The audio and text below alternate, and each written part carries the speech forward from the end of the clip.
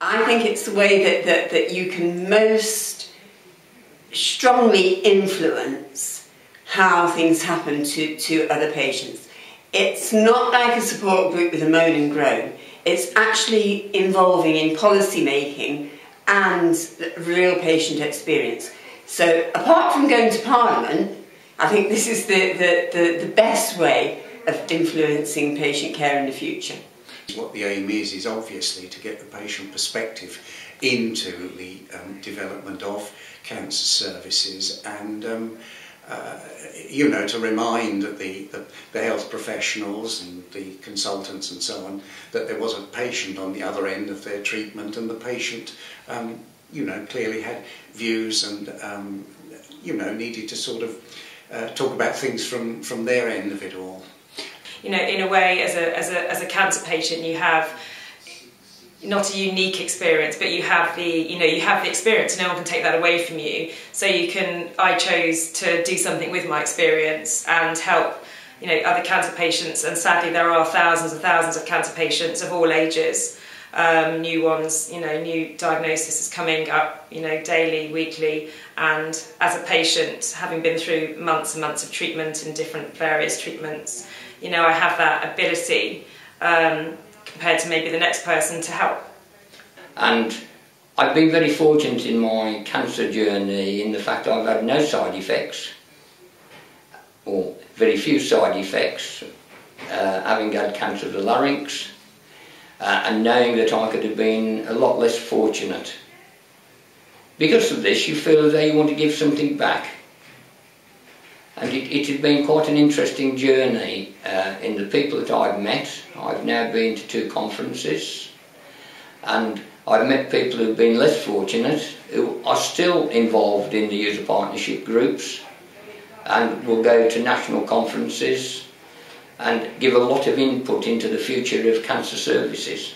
Well, actually, once I had been diagnosed with breast cancer, had my treatment, I was so dissatisfied with the NHS that I decided that I will do all I can to learn more about the cancer, to identify some of the areas that we can improve. Hence I started to go to 11s, and they told me about the network here, which I had expressed real concerns about what I had experienced, and they suggested that I try and do something, and if I could just attend and see how I feel about it. And I've been very impressed so far.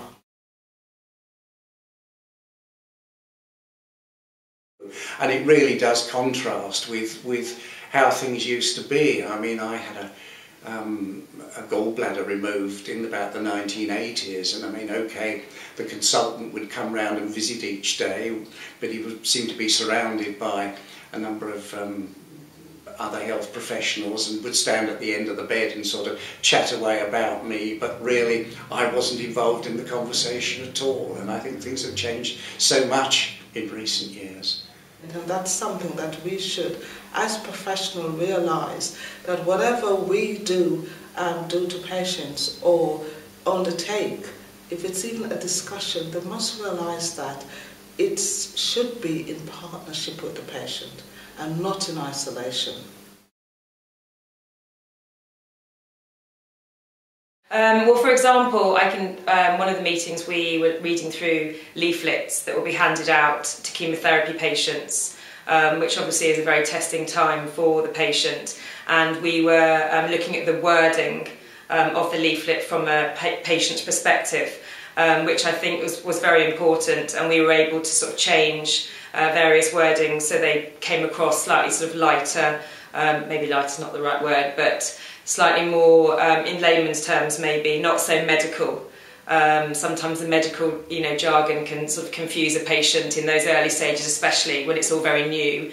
So we were able to look through the leaflet and, you know, had the sort of the power, as it were, to change some of the wording and stuff, and hopefully make it, you know, nicer for the patient to read in those early stages. Is that they talk above the patient's head without basic explanation, and some of the information that's been given is not adequate for the patients to realise exactly what treatment they're having. And, you know, we are able to suggest perhaps areas where these leaflets might unnecessarily raise anxiety and so on. I think somebody once said to me that, you know, it is helpful to have patients at these meetings, and even if you don't say anything, I mean, the fact that you're there reminds people constantly of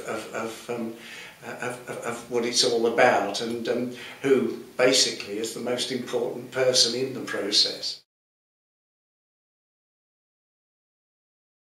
Each form of cancer has its own group of health professionals, and you know there is a patient in each of those groups which look at the sort of planning and development of cancer services, and you know that really I think is probably one of the more important things that we're able to do.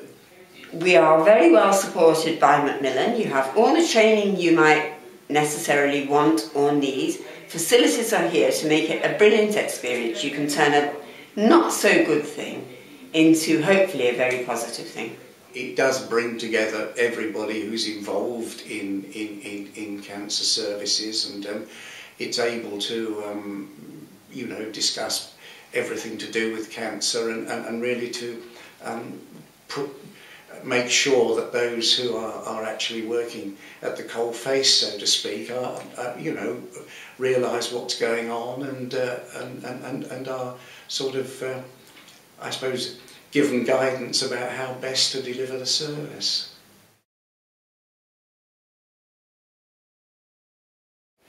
Do it now.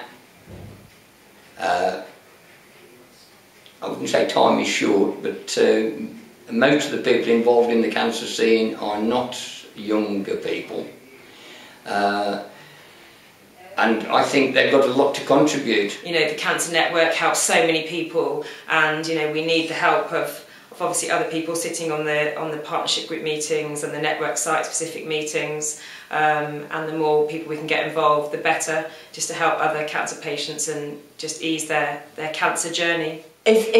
If you have experience of cancer and you really want to turn your experience into a positive event, particularly for others, then I think this is a fantastic way of doing it.